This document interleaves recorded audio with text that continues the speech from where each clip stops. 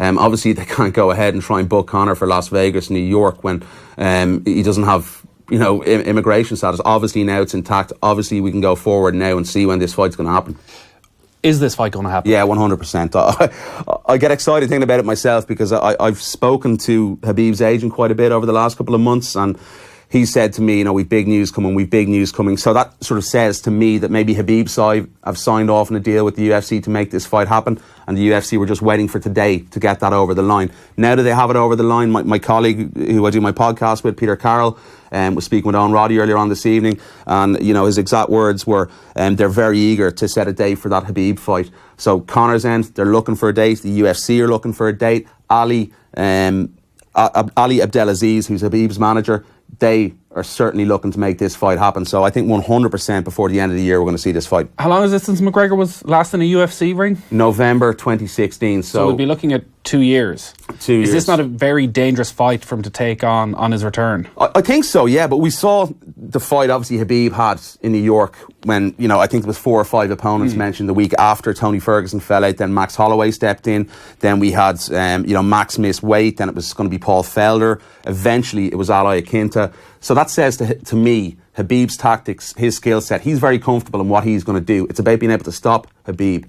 And I think if we look at that performance, if we break it down, Ali Akinta's performance against Khabib, he actually troubled Khabib quite a lot in the stand-up. I think a lot of fighters, I was speaking to Eddie Alvarez, who's obviously been in there with Conor McGregor before, speaking to Eddie this week, he sees a lot of holes in Khabib's game in terms of stand-up.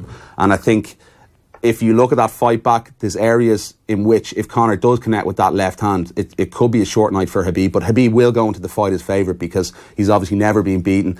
He takes guys to the ground, he gets on top of them, he mauls them, and he makes it a very long night for some fighters. But, Conor has that power. Right, Conor McGregor, off at your peril.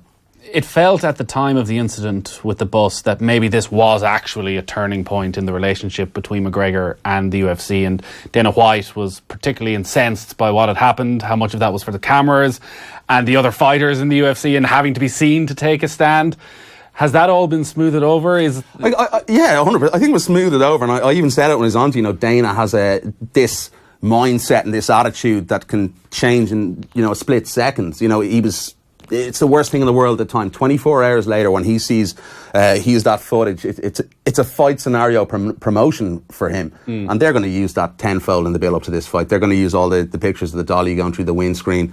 It's just, for Dana White, it's very much a business. And I think that's the way he looks at things. And he looked at it definitely within Brooklyn. He was coming out 48 hours later saying it wasn't as bad as it was. So, have they got anywhere over the last 2 years to finding any sort of a star that can replicate McGregor? Well, I think Khabib. I really do. He's a huge following in Russia. Massive following.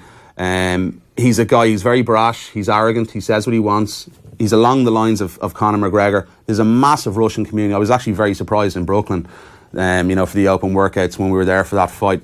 There was a huge queue, maybe 2 blocks down the road, of Russian community there trying to get in. Habib is a huge following. Vladimir Putin. We saw the whole pictures with Conor and Putin and Habib and all that. Vladimir's a big mixed martial arts fan. I don't want to really go down that line at the moment, but the 2 guys even being pictured with Vladimir Putin puts a spotlight on this fight, and I think that was very much in the UFC's tactics to potentially sell this fight as well. Has McGregor any contractual obligations with UFC, or is it entirely of his own choosing whether he returns or not? It's very secretive, a lot of the contracts, especially the guys up the scale in the UFC's rankings and the bigger fighters that sell more pay-per-views. No, probably not, because these guys are sole contractors effectively, so they can more or less call the shots if they want. So a nice position to be in right now for Conor McGregor. It is. It's definitely a nice position for the fighters, as I said, the Conor McGregors, the Brock Lesnars, but you go lower down the line and you're not getting as much money. But yeah, Conor's all the bargaining power in the world coming in here, but I think he does need to go out and fight Khabib 100%, because we look at him losing his world titles. He got stripped of both of them. He's never defended a world title, and for me, I think as the years go on, people will look back and they'll forget about Conor McGregor if he hasn't defended a title. It damages legacy. I think it damages his legacy, definitely. In 10 years' time, he doesn't have money left. He's going to look back, I never defended a title. Real champions defend titles in my eyes. And I think it goes a long way for making up for fighting Khabib, I think, personally. I think maybe that's within the sport, outside the sport. Yeah, I don't think people care outside the sport, but I think if you look back in 10 years' time, people will remember that Conor McGregor never defended a UFC title.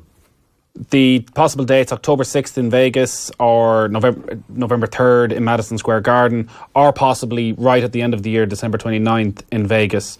What's looking most likely? Ariel Helwani, we know Ariel obviously in the show here. October the 6th in Las Vegas is the date that he is saying. I'm a little surprised at that, Nathan, because I think the UFC would have liked to have 4 to 5 months promotion of this fight, maybe do a world tour. Again, we go back to Khabib's manager. He told me there was potential for Khabib coming to Dublin. I don't know how real that was. But I would love to see it at the end of the year because I think you get a few more months extra to sell the fight, promote it.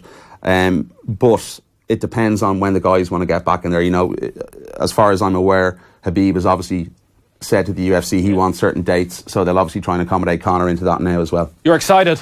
Very excited. I can't wait for this one. I think it'll be the biggest combat sports fight in US history. I thoroughly believe that. All right, good stuff. Niall McGrath from offtheball.com. Bringing us up to date with Conor McGregor, who got away with community service.